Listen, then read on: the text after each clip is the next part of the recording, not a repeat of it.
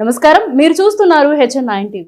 నెల్లూరు మూలాపేటలో స్వయంభుగా వెలిసిన శ్రీ భువనేశ్వరి సమేత మూలస్థానేశ్వర స్వామివారి దేవస్థానం నందు విశేషంగా కార్తీక మాసం సందర్భంగా Althuri Girish Reddy, AMR groups and SS constructions వారి ఆధ్వర్యంలో శ్రీ స్వామివారికి వివిధ రకాల అభిషేకాలు నిర్వహించారు.